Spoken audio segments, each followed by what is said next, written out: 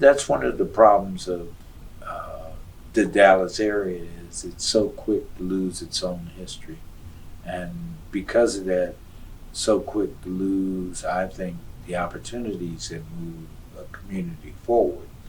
It's a project like this, is meant to be the opposite, meant to, make us look at where we are and come up with solutions that make sense, for dealing with gentrification, dealing with much more of a democratic approach to access to infrastructure, and to really make sure the quality of life happens at these places.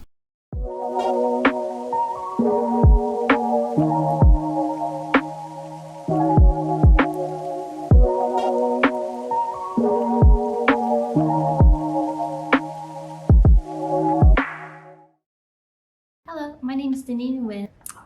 Hello, my name is Leila Ibrahimi. My name is Rachel Deleri. Hi, I'm Kayla Ortego. Hello, my name is Angelica Villalobos. The reason I want to take this class is because through the journey of my architecture education, clearances and codes for safety were taught, but there was little knowledge gained on how to design for the needs of the people. This class intersects history, landscape, architecture, and community engagement in a way that I've been seeking in a studio setting to diversify my education. I agree that learning about the past to use as a precedent would help broaden and extend my knowledge and design process in architecture, and I'm interested in helping create a case study where the past can be remembered and used to build a stronger future. I would like to continue to see how we could work with neighborhoods to promote their growth. I am excited to be able to work with the community and to learn about what they want for the future and how to help them achieve it. I chose this course because it will show me the value of architectural landscaping and like cultural values, aesthetic values, economic values. And because this course, it's highlighted the relationship between the people and the environment.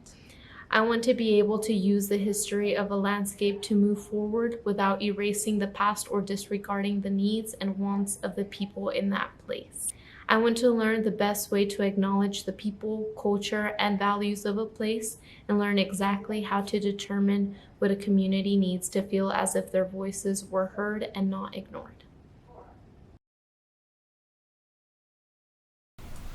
So the project, the SOM Foundation, they were looking for innovative ways to really address a lot of inequities that have happened around design or happened around the built environment over the years, and ways that it could be corrected. And this particular project wanted to take what the three of us have learned over a time period around the freedmen's towns, the settlements that African Americans had created right after the Civil War, and to figure out how to make those places more sustainable, because they are being wiped out, through gentrification and through just attrition over the years. And this was an opportunity to do it. What's been fascinating is that the different communities from Garden of Eden, which is the one that we've been looking at furthest to the west on the Trinity River, to Mosier Valley, to Bear Creek, to the Bottoms, to Joppee, and in between Temp Street, all that. It is the fact that there's a commonality that happens on so many ways as to what happened to these communities. The other thing that happens is they all happen around the same time. They're post the Civil War. It's communities being formed that can kind of form a protection for the people inside those villages and towns, and mainly because the hostilities of dealing with former slaves um, uh, still existed, you know, in a big way. And what happens, you know, with the institution of slavery in the United States is a desire to write it as a bad chapter in a book, when in fact it's more like the foundational thing that went wrong, and now we have to figure out in the rebuild what needs to happen. In the case of Joppee, Hines, who is the founder, or considered the founder of Joppee in 1870, what he was doing before was he was a slave whose master had seen, you know, some unique things about him in Alabama, brought him to Texas, gave him over to a plantation in the Miller plantation, you know, along the Trinity River, and asked Mr. Miller to basically look out for him while the Civil War was going on.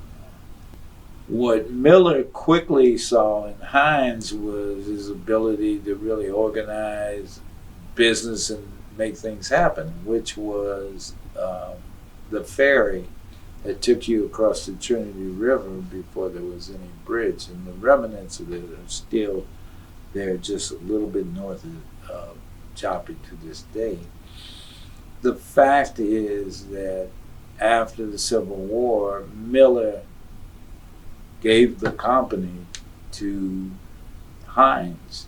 Hines then saw this opportunity to really grab former slaves and form a town at the high elevation area where they wouldn't be flooded out, but also close to the river where they could do commerce and agriculture and the whole bit and survive through it. And that's how Joppee got started. That ferry is seen as central to organizing the railroad that happened along there. And that railroad then organized Dallas into what it was. Each one of these freedman towns has all that kind of layering and stories tied into it. It was very interesting to me about Bear Creek. I don't think that it would ever have been in Irving, Texas, had it not been for Bear Creek. Bear Creek was huge, and much of what you see as Irving today was Bear Creek, which was a freedman's town, and thousands of acres owned by African Americans who eventually lost out that land for one reason or another. And here we are years later not even recognizing that interrelationship.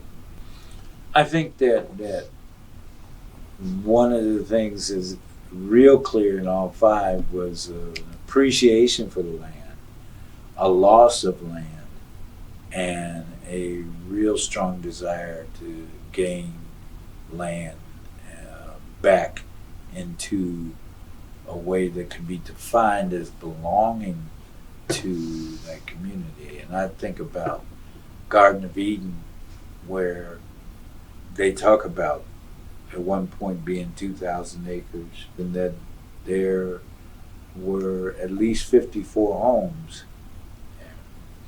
And the desire to get back to being 54 homes. Certainly that's the way with Mosier Valley, who has lost a lot of land and now defines itself by trying to really hold on to a park and get it completed. A park that was started, but money was never put forth by the city of Fort Worth to finish it. So that kind of struggle happens there. The concept of resilience and being resilient communities has always been at the forefront of these places. That's why they're still in existence in 2021, you know. And most of them have a start date of like 1870 to 1872 around there, which says a lot that, these are places that, are a must to keep on the map.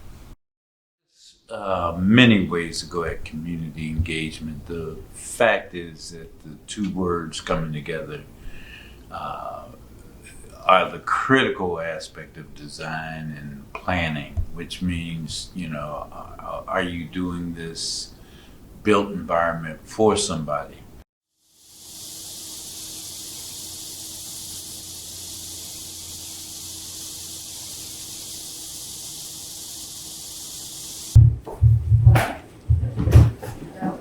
Hello. Oh, okay.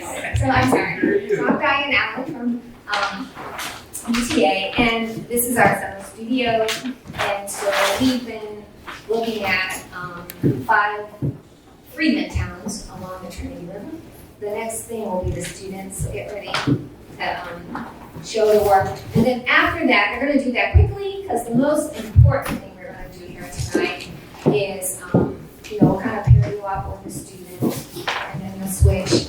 We want to know kind of what you think are the assets, kind of the challenges here, and what do you want, how do you think we can overcome them? So we're going to do that exercise.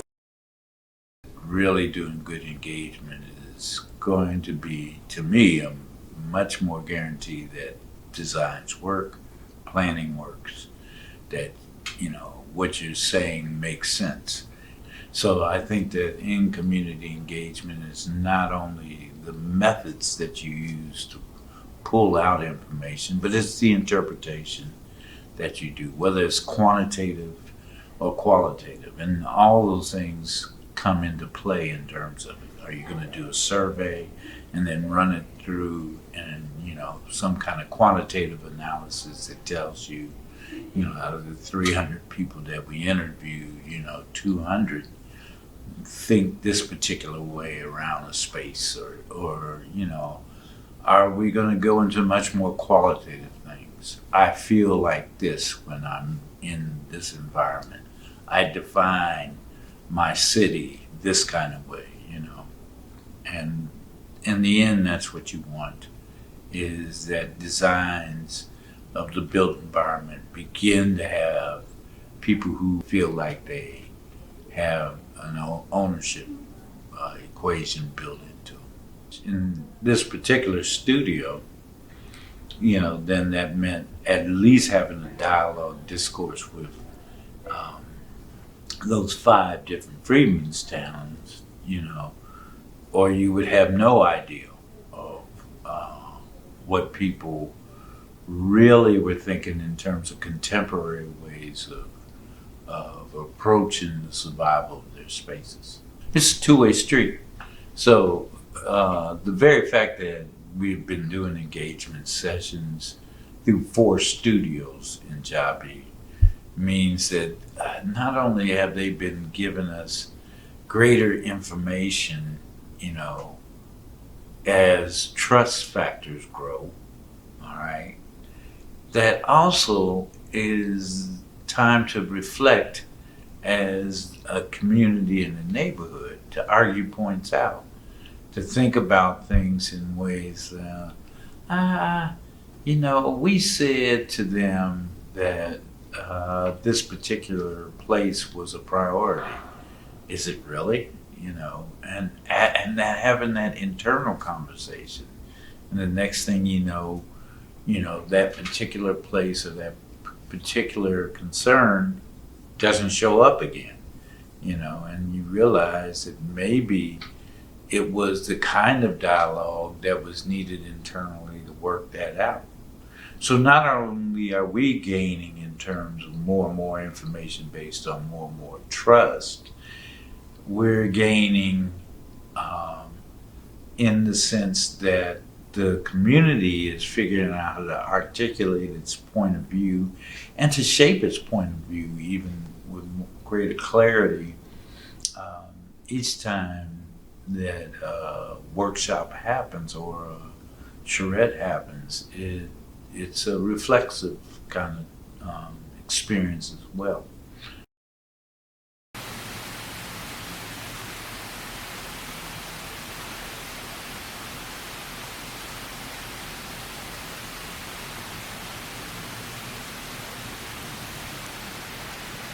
The idea of a design playbook really focuses on the idea that every community is unique, every community is individual, and yet there are certain kinds of issues that communities face over and over and over again. And there's no need for communities like Garden of Eden, Mosier Valley, Bear Creek, The Bottom, and Joppee to begin a zoning fight or a quest for historic preservation from scratch every single time. There are roadmaps for dealing with many of these issues. There are roadmaps for dealing with community empowerment. And the idea of a design playbook is really intended to provide communities a roadmap to navigate complex processes and to provide information up front so that no community feels like they are walking this path for the first time, and no community feels like they're missing information that they need to navigate those complicated paths successfully. It's incredibly important to me as someone who teaches in a school of architecture to make sure that the students we train think not just about design as something very formal and about materials and structure. All of that is crucial, but to think about the people and the communities that are impacted by the designs that we make, and not in an abstract way, but really to meet people, to talk to people, and to think of architecture as a human enterprise that builds community, or can build community. The second thing that I think I would love to see come out of this project is that the design playbook actually enables communities to achieve some of the visions that they have set and created for themselves. Through the summer, students and those of us working together have really listened and heard of ambitions for community centers, for museums, for changing zoning, for moving industry away from residential communities, for encouraging housing development that's compatible with some of the historic fabric of neighborhoods, for changing land uses, to reconnect to the river landscape, to encourage the development of agricultural practices that honor history and bring food culture into the 21st century. Right? There's a long list of ambitions and desires and visions for neighborhoods. What I hope is that by connecting neighborhoods to each other, there is a greater sense of community. There's a kind of increased empowerment, and there's an increased knowledge that is shared about how to navigate an ability to achieve some of those goals.